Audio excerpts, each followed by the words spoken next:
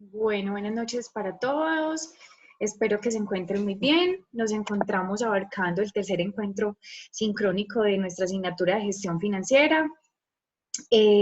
Bueno, hoy voy a dividir la asesoría en dos partes, puesto que para el lunes tienen un trabajo práctico. Entonces, nada, voy a dar a grandes rasgos como unas particularidades del tema de inversión, que de cierta forma, pues por allá en el videíto de la unidad, pues está como a grandes rasgos todas las entidades que funcionan pues como en el mercado de capitales, y la perspectiva pues como de cada una de estas entidades, pero quedó de cierta forma pues como un vacío en términos de los activos puntualmente que se pueden adquirir en ese mercado. Entonces, bueno, es lo que vamos a ver hoy en cuanto a las decisiones de inversión, y también vamos a abarcar, entonces voy a explicar, no sé si tuvieron la oportunidad de ingresar a la plataforma ahorita, yo les dejé, bueno, les activé ahorita un ejercicio de ejemplo, ¿sí? Y ese es el que les voy a explicar. A partir de ese, entonces ya pueden desarrollar, digamos, con más certeza, pues el trabajo que tienen como tal. Listo. Igual, pues primero preguntarles cómo les ha ido con la plataforma, con los trabajos, ya entregaron el mapa que tenían para este fin de semana. Si Dios quiere, mañana los empiezo a revisar, pues ya saben, igual que es un grupo pues grandecito, entonces me dan pues como tiempito pues para abarcarlos todos. Nada, no sé, cuéntenme cómo les ha ido antes de empezar pues como con el tema en sí.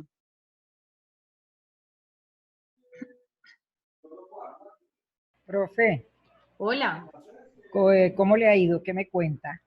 Eh, pues Lilia hizo su mapa conceptual, yo le escribí y todo, pero eso se guarda y de hecho uno lo tiene aquí, pero al momento de enviarlo, creo que le comenté, ya después lo hice como usted me dijo, uno lo puede enviar en imagen nada más.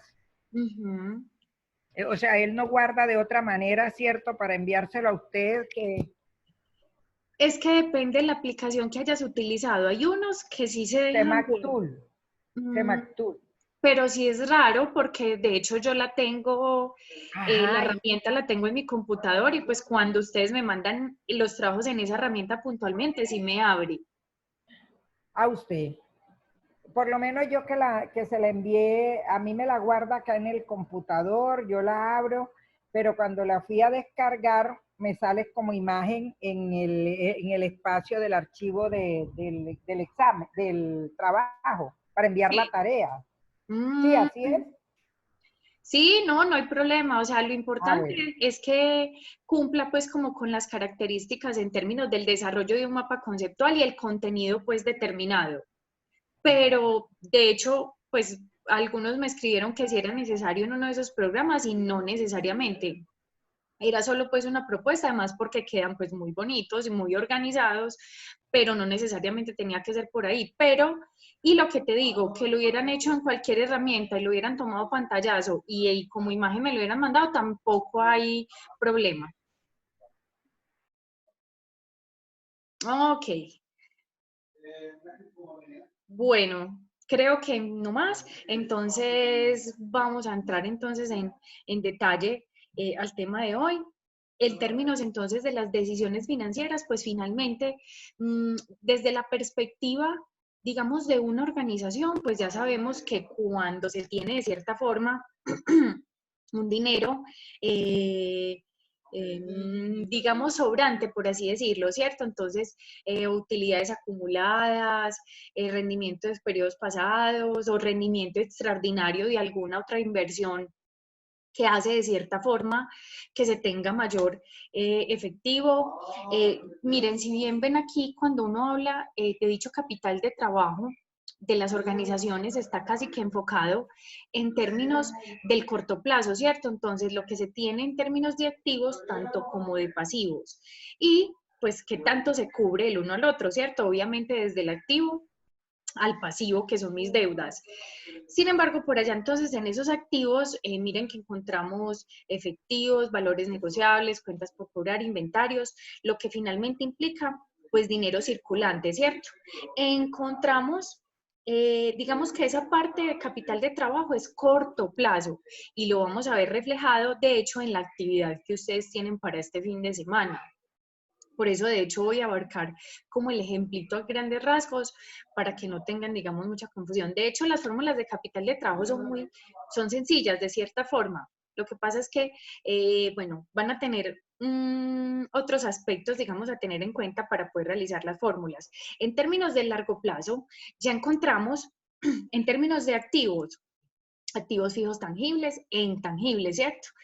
Resulta que sabemos que ese tipo de activos, digamos, en términos del corto plazo, no son tan fáciles de convertir en dinero, digamos, líquidos en un futuro inmediato, sino que tienen una demora, digamos, más larga, pues para convertirse en efectivo. Y pues en sí, el deber ser de estos activos, pues no es en convertirse en efectivo en el corto plazo. Sin embargo, hay unos momentos donde la empresa quiere hacer otro tipo de inversiones o hace un análisis sobre dichos activos y resulta que hay algunos activos improductivos, entonces los venden para utilizar esos dineros en activos que en efecto puedan ser más provechosos o en inversiones puntualmente, que es, digamos, el tema en el que nos estamos concentrando hoy.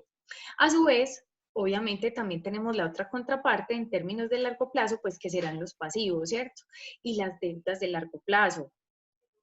Tanto acciones retenidas y capital para los accionistas, ¿cierto? Sin embargo, ya sabemos que estas acciones y utilidades y capital hacen parte de mi patrimonio. Por eso es que aquí abajo, si pueden ver, tenemos activo, pues por acá me faltó como un igual a pasivo más patrimonio neto. Que esa es que mi ecuación contable, no sé si la han escuchado alguna vez. Ustedes ya vieron contabilidad. Creería que sí. Sí, Cuénteme. profe. Ok, sí, porque de hecho para llegar a esta asignatura, pues uno tuvo que haber pasado, digamos, al menos en términos de la estructura de los estados financieros y lo que implica, digamos, cada partecita de ellos, ¿cierto? Bueno, en ese orden de ideas, entonces, cuando las empresas, lo que les decía ahorita, tienen unos fondos eh, de sobra específicos o venden unos activos y quieren volver, digamos, productivos en términos de otro tipo de activos como tal, el dinero, pues entonces van al mercado de capitales puntualmente. Obviamente cuando uno le menciona el mercado de capitales, casi que lo primero que se le viene a la cabeza pues es como el mercado de valores, ¿cierto? Pues generalmente allá es donde en su gran mayoría este tipo de activos se transan. Sin embargo, vamos a ver que hay algunos activos que pueden, digamos, ser adquiridos a través, por ejemplo, de los bancos y no será tan necesario ir al mercado accionario como tal. Tenemos entonces que los títulos que probablemente se pueden negociar en dicho mercado, teniendo entonces lo que hablábamos ahorita, dinero de sobra, un dinero por ahí ocioso, que ojo, hay algo muy importante para tener en cuenta y es que el dinero ocioso, es decir, el que se queda quieto, pues finalmente lo estamos perdiendo. Ya sabemos que el valor del dinero en el tiempo va perdiendo ¿qué? Valor, ¿cierto? Entonces la idea no es dejar un dinero en el banco por mucho tiempo sin hacer nada, o es decir, o puede que no esté en el banco, en la organización, pero sin una utilidad en específica, ¿cierto? Listo. En ese orden de ideas, este tipo de activos entonces se basan en renta fija, renta variable y derivados, ¿cierto? Puntualmente. Tenemos entonces, a ver, antes que se me devuelva, los títulos de renta fija son activos financieros parecidos a los préstamos bancarios. La diferencia radica en que la renta fija, la deuda total se divide entre un gran número de prestamistas que compran porciones de esa deuda, ¿cierto? Conocidas como títulos de deuda o bonos. Ojo, de entrada entonces tenemos que renta fija, ¿qué es? A ver, ¿qué se les ocurre cuando me hablan de renta fija?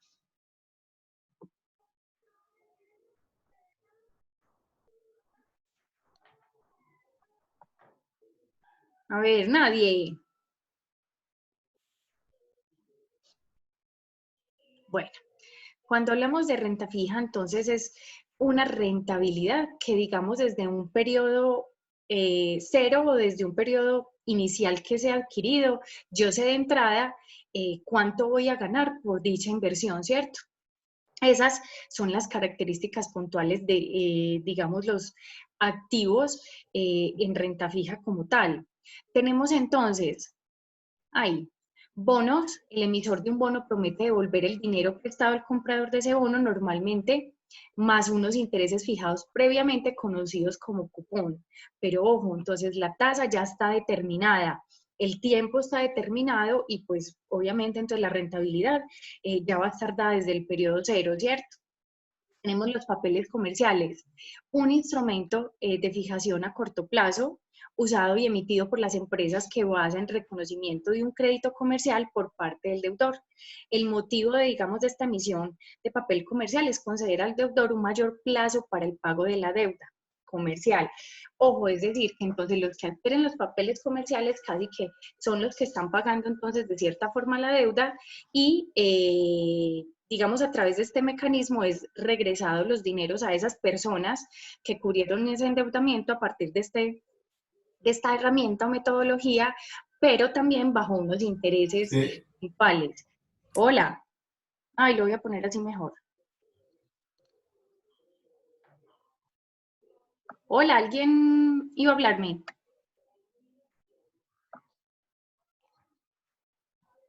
Listo. Tenemos entonces también el CDT, que es otra herramienta o mecanismo de estos de renta fija, donde son certificados de depósito a término. Este de cierta forma es uno de los más conocidos, ¿cierto? Para nosotros como personas naturales, que tenemos un título de valor que emite un banco a un cliente que ha hecho un depósito de dinero con el propósito de constituir el CDT como tal. Esto se hace pues a unos tiempos determinados, a una tasa determinada. Miren, esta comparación de los dos anteriores, nosotros o los que adquieren, digamos, este título, no estamos comprando una deuda, ¿cierto? Al banco no le estamos comprando una deuda, sino que tenemos un ahorro y queremos tenerlo guardado por X tiempo. Recordemos que una de los principales, digamos, pues actividades de un banco es la captación y colocación de dinero, ¿cierto? Entonces la captación en muchas ocasiones se hace a través de este mecanismo. Entonces ellos captan esos dineros en unos periodos determinados, a unas tasas, y los regresan con ese rendimiento en particular. Hay algo puntual y es que si nosotros, digamos, adquirimos ese CDT, supongamos a 3 meses, pero antes de los 3 meses no notificamos al banco que queremos sacar el dinero, automáticamente se renueva en el mismo periodo que fue adquirido, es decir, se renovará otros 3 meses, ¿sí? Entonces esto también es importante tenerlo en cuenta.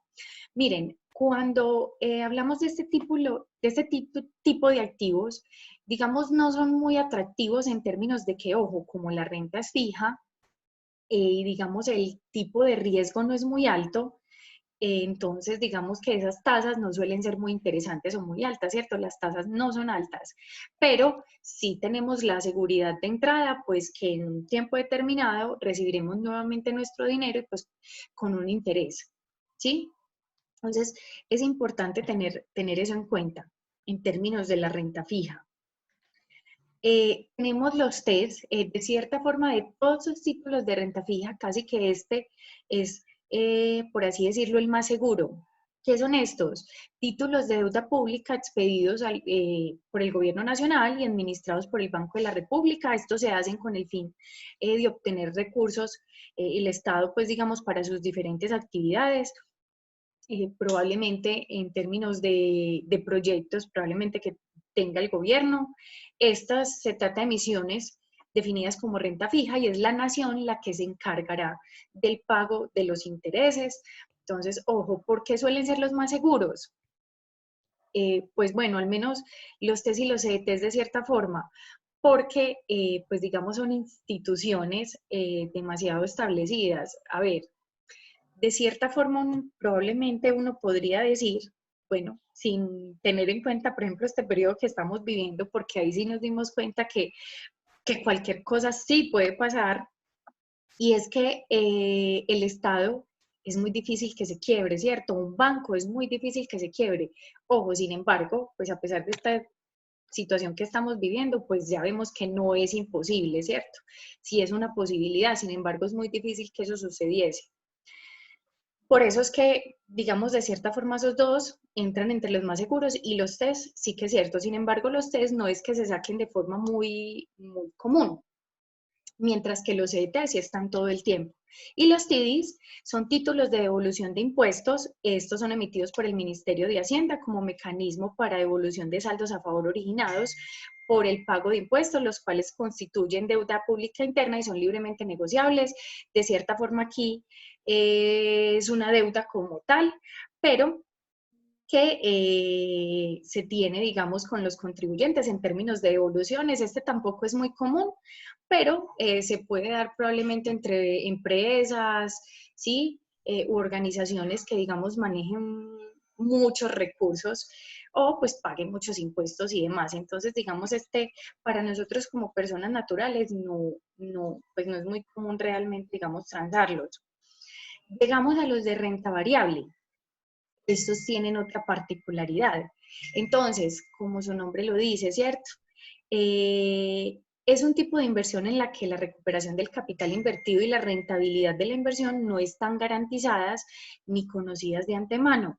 Ojo, cuando hablamos de renta variable, hablamos de que, claro, deben existir unas tasas, sí las hay, pero, o digamos, esos mecanismos de negociación van a estar muy ligados o limitados al comportamiento de dichos títulos en el mercado. Entonces, por si ellos no pueden prometer una tasa como tal, ¿cierto? Ellos no pueden prometer un rendimiento puntualmente porque no lo saben a ciencia cierta. ¿Sí? Entonces es importante también tener en cuenta este aspecto. Entre los activos que tenemos en este mercado son entonces las acciones, que son pues bien conocidas por casi todos, así sea escuchadas en las noticias o estudiadas, ¿cierto? O bueno, o alguno habrá hecho alguna inversión en este aspecto. ¿Qué tenemos? Son las partes iguales en las que se divide el capital social de una sociedad anónima. Estas partes son poseídas por personas que reciben el nombre de accionista y representa la propiedad de la persona que tiene la empresa, ¿cierto? Es decir, el porcentaje de la empresa que pertenece al accionista como tal. Sin embargo, hay que tener algo en cuenta y es que obviamente las empresas cuando sacan o emiten este tipo de títulos, es decir, uno no se acerca a una entidad comisionista de bolsa para comprar una acción. Siempre entonces me van ligando unas condiciones, entonces generalmente sacan paquetes de acciones, por ejemplo. Entonces un paquete de acciones es de 100 acciones, yo qué sé, 50, es decir, ya las van categorizando de cierta forma. ¿Sí? También tienen unas categorías que tenemos aquí, acciones ordinarias, las que comúnmente conocemos, las preferentes, que otorgan el pago de una rentabilidad según sus resultados. Miren, aquí está ligada, digamos, esa rentabilidad al resultado que se tenga, pero si no obtienes rentabilidad, entonces también esos accionistas van a tener una pérdida. Es decir, acá la tasa casi que, o la rentabilidad sí está pactada desde un inicio, pero que también está pactada desde un inicio, que si se tiene pérdida, no hay un rendimiento puntualmente. Aunque de cierta forma las acciones ordinarias, pues también están expuestas a ese comportamiento como tal. Sin embargo, las preferentes son un poco más costosas. Y tenemos estas acciones convertibles que tienen la capacidad de transformarse un bono en una acción o viceversa. Ya sabemos que los bonos, yo estoy comprando de cierta forma una deuda que tenga dicha organización, ¿cierto? Pero hay ciertas acciones o ciertos bonos que tienen la forma de transformarse. De hecho, aquí tenemos entonces, lo que pasa es que entonces esos bonos no serán los bonos tradicionales, sino que son estos bonos obligatoriamente convertibles en acciones. Si el cliente obviamente lo decide, entonces le otorgan a su tenedor el derecho a convertir el valor del bono en un número predeterminado de acciones de la sociedad emisora. Cuando el título es convertible en acciones de un emisor diferente, se denomina bono canjeable. Miren, este de cierta forma tampoco es que sea muy común. Lo que pasa es que sí hay empresas o inversionistas, pues que indudablemente trabajan con estos mercados y están acostumbrados, digamos, a todas las probabilidades que pueden darse en estos mercados. Lo que pasa es que aquí también hay algo y es que hay que tener una visión supremamente objetiva de lo que pasa con los mercados y en qué momento tomar decisiones al respecto, ¿cierto? Por ejemplo, en este caso, en qué momento convertirlas en acciones o las acciones en bonos, y qué puede ser más rentable para nosotros como tal. Tenemos la última parte de los activos, que es de derivados. Esta sí, indudablemente es muy particular de las organizaciones que los manejen. Es decir, nosotros como personas naturales es muy poco probable que utilicemos este tipo de mecanismos. Nosotros como personas naturales probablemente utilicemos todos los títulos anteriores que pueden ser transados en el mercado accionario generalmente, ¿cierto? O adquirido entonces mediante una empresa o banco como vimos ahora. Estos tienen entonces unas características que tenemos. Un derivado financiero es un activo financiero cuyo valor se deriva de los cambios en otro activo llamado activo subyacente. Existen multitud de posibles subyacentes como son materias primas, índices, valores de renta fija, renta variable, tipos de interés, tipos interbancarios, casi que las tasas que se utilicen en términos país o en términos mundiales, dependiendo el tipo de activos que yo negocie. Los, las monedas, como se estén manejando, también tienen mucho que ver en estos derivados, ¿sí? Entonces, en estos derivados también hay una categorización de títulos como tal o de activos. El primero son los swaps. Consiste en un acuerdo para intercambiar un activo o deuda por otro similar. Ya sabemos que deuda, entonces también podemos tener bonos o los papeles comerciales, ¿cierto? El objetivo es reducir el riesgo para ambas partes. Así, los swaps brindan al inversionista la oportunidad de intercambiar beneficios o riesgos también, por así decirlo, ¿sí? Sus valores entre sí. Por ejemplo, una de las partes puede tener una tasa de interés fija, pero se encuentra en una línea de negocio donde tiene motivos para preferir una tasa de interés variable.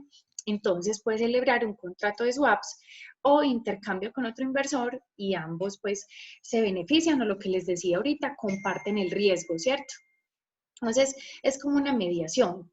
O puede que uno tenga diferentes activos y a través de este mecanismo pues también lo medie, pero indudablemente lo que busca este contrato es que eh, se medie el riesgo a través de otros inversionistas, ¿cierto? No de diferentes activos que yo tenga como tal. Tenemos los forwards. Esos tienen una particularidad y es que son derivados, son acuerdos para comprar o vender a un precio acordado en una fecha específica en el futuro. Entonces, yo vendo computadores, qué sé yo, celulares, ¿sí? Y los exporto, pero yo sé que ese mercado, pues fuera de que ese tipo, digamos, de activos, los computadores o los celulares están en constante cambio, es decir, se están actualizando muy rápido y que mi producto puede quedarse obsoleto, eso por una parte. La otra es que también va a estar ligado de cómo estén las condiciones del mercado y los precios del dólar, por ejemplo, ¿cierto? Para nosotros específicamente. Entonces, yo puedo hacer este tipo de contratos donde defina un precio a futuro, ¿cierto? Que me dice, las dos partes pueden personalizar sus reenvíos, se utilizan para cubrir riesgos en productos básicos, tasas de interés, tipos de cambio y acciones. Entonces, yo puedo negociar con esa otra contraparte que el lote que le va a llegar la próxima semana va a ser a un precio determinado. Eso se hace a través de esta herramienta que se llama Forwards, ¿sí? Pero obviamente la otra contraparte también tiene que estar, eh, es decir, tiene que aceptar esa negociación que yo le estoy ofreciendo, porque otro también puede esperar nada, las condiciones del mercado como sucedan. Sin embargo, este también lo que busca es mediar el riesgo también de cierta forma y que los dos tengan ganancia, ¿sí? Entonces, si a los dos les está yendo bien, bueno, pueden tener un precio determinado, independiente de lo que ocurre, de lo que pueda ocurrir como tal en los mercados. Mientras que los contratos de futuro tienen casi que la misma particularidad de los forwards, pero estos, ¿qué activos puntualmente se negocian? Las materias primas, listo. De esta manera, la empresa está protegida por si aumentan los precios. Además, las compañías también implementan estos contratos para asegurarse de las variaciones en los tipos de cambio o la tasa de interés, ¿cierto? Además, de lo que pudiese estar ocurriendo en términos de país, con las materias primas como tal. Ya sabemos que hay algunas que indudablemente son muy susceptibles a cualquier cosa que pase en el mercado. Entonces, este contrato de futuros es supremamente interesante para no perder como exportador y no perder como importador, por ejemplo, o vendedor y comprador, es decir, tener unas buenas negociaciones sin que ninguna de las partes pierda mucho. Obviamente siempre va a haber alguno que gane más, pero ser, digamos, más equitativos.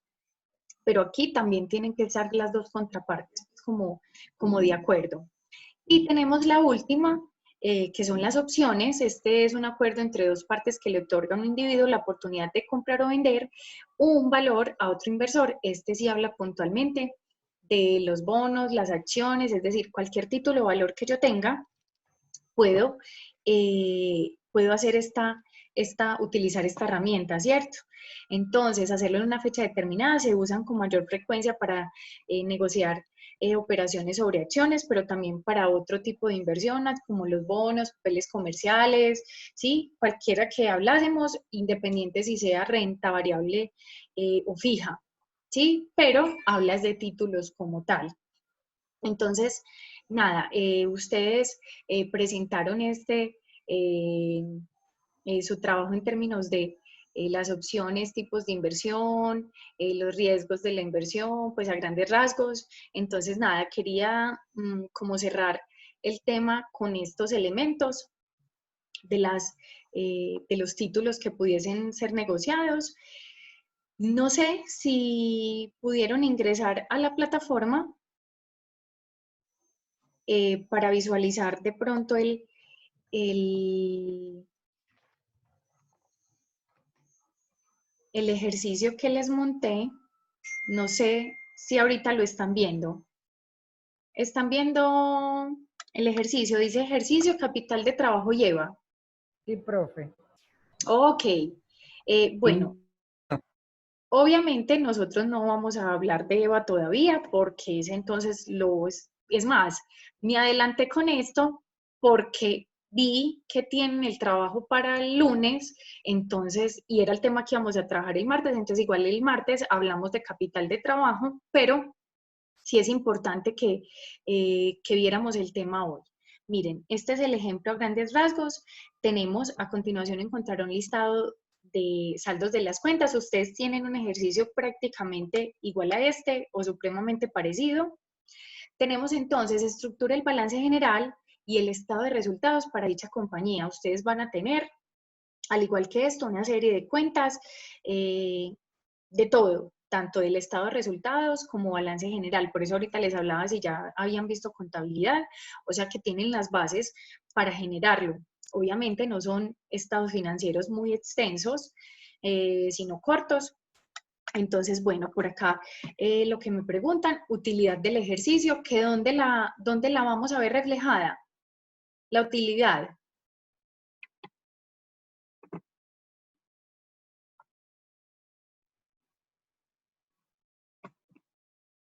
Bueno, la vamos a ver reflejada en el estado de resultados, ¿cierto? Este es uno de los valores que me piden aquí y debo tenerlo porque en mi balance, para que me pueda dar la ecuación contable, tiene que estar dicha utilidad también. ¿Listo? Entonces eso para que lo tengamos en cuenta. A grandes rasgos, este es el ejercicio muy similar al que ustedes tienen, pero ya les voy a compartir el Excel, que es donde está determinado. Chicos, ojalá ustedes, pues la verdad mi recomendación es que lo hagan en Excel, ¿cierto? Pues, es la herramienta como óptima pues para hacer este tipo de ejercicios, ¿sí? Y más porque, pues bueno, no implica estar utilizando calculadora, ya puedo puedo formularlo todo, ya sabemos, ojo, esto pues como recorderis, aquí yo ya lo tengo listo, pero a grandes rasgos, eh, para que lo veamos, recordemos, en términos de las estructuras, el balance general tiene una estructura puntual donde tenemos activos, pasivos y patrimonio. Sin embargo, los activos y pasivos tienen una discriminación, que son entonces lo corriente y lo no corriente, ¿cierto? Ahorita lo veíamos en la presentación. Entonces, ya sabemos que cuando hablamos de activos corrientes, hablamos del corto plazo, ¿cierto? Todos los elementos que la empresa tiene en términos del corto plazo. Por eso aquí puntualmente vemos disponible deudores, clientes, inventario de mercancías, ¿sí? Y que en el largo plazo, entonces, son los con lo que cuenta la organización para su deber ser como maquinaria, equipos, acá tenemos inversiones, construcciones y demás. Ojo, entonces es muy importante tener en cuenta dicha discriminación, ¿cierto? Ya sabemos también, el activo corriente se totaliza, el pasivo, activo no corriente se totaliza y el total activo es la suma de esos dos, activo corriente más activo no corriente. Con los pasivos pasa lo mismo, tenemos esa misma discriminación, corriente y no corriente. Ya sabemos que lo corriente son las deudas de corto plazo. Entonces, en términos del corto plazo, ¿a quiénes les debemos? Obligaciones financieras, proveedores, impuestos, dividendos, en este caso, por ejemplo. En términos de lo no corriente, obligaciones financieras, obligaciones laborales. Ojo, obviamente en el ejercicio de ustedes hay más pautas para poder discriminar dónde va puntualmente. Sin embargo, y de una vez les digo, obviamente van a haber cuentas que tengan dudas. Cualquier duda que tengan, me escriben. Profe, no sabemos esta cuenta, sabemos que van activo, pero no estamos seguros si corriente o no corriente. Listo. Desde ahora les digo, por eso quería mostrarles este ejemplo. La idea también es que ojalá cojan primero este ejemplo, lo hagan solitos, ustedes sin mirar la respuesta y después ya entonces se van también a revisar la respuesta como les dio o qué cuentas de pronto no ubicaron bien. Listo, puede ser una variable. Miren, tenemos en este caso ya el estado de resultados, porque también ya teníamos las cuentas puntualmente, listo, fueron ubicadas. Miren, hay algo puntual.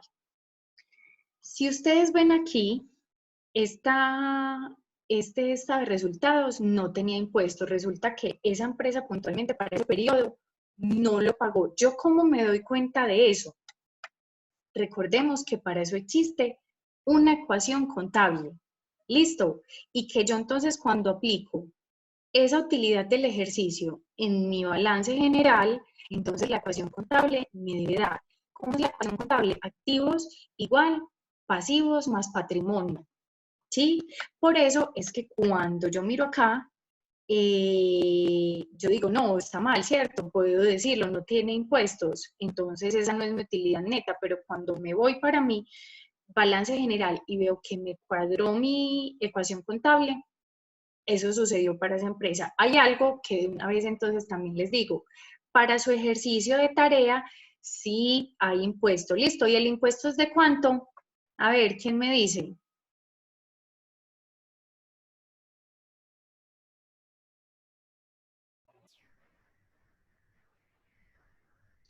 33% no es, profe. Sí, señora, muy bien. Entonces, es del 33%, listo. Entonces, ustedes, no recuerdo si realmente el dato en la tarea está como tal, pero el de ustedes sí tiene esta variable, listo, tiene el impuesto que es del 33%.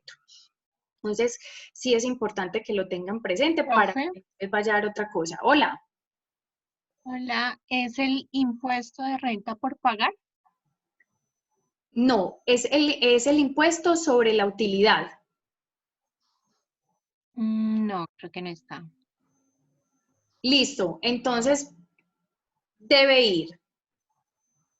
Es decir, para que les dé el ejercicio, su estado de resultados debe tener el impuesto sobre la utilidad que es del 33%.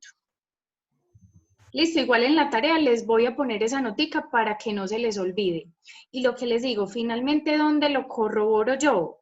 Cuando yo me voy a aplicar la utilidad neta al balance general que lo tengo que llevar, me doy cuenta si es real o no, si me da mi ecuación contable. Listo, entonces es importante tener eso en cuenta. Todo esto lo tienen que hacer para desarrollar estas dos fórmulas que me hablan específicamente del capital de trabajo. Listo, lo que les digo, este era el tema de la otra semana, pero igual me voy a adelantar. El capital de trabajo tiene dos fórmulas puntuales que son financieras y en el análisis financiero de hecho se desarrollan, donde abarcamos activo corriente, la primera, capital de trabajo neto, activo corriente menos pasivo corriente. Acá yo me traje los valores del balance y lo apliqué. Y la segunda, capital de trabajo operativo, cuentas por cobrar más inventarios menos cuentas por pagar. Ojo, esta segunda fórmula de capital de trabajo operativo, el nombre lo dice, operativo, chicos. Cuentas por cobrar, bueno, está en el activo corriente, inventarios también, pero las cuentas por pagar están ¿dónde? En pasivos, y generalmente las cuentas por pagar tenemos en corto plazo y en largo plazo. Entonces, para esta fórmula, ¿cuál se utiliza? Corto plazo, porque estamos hablando de lo operativo. Listo, entonces acá hice lo mismo. Pasé los datos de cada uno, cuentas por cobrar, inventarios, menos cuentas por pagar y el resultado.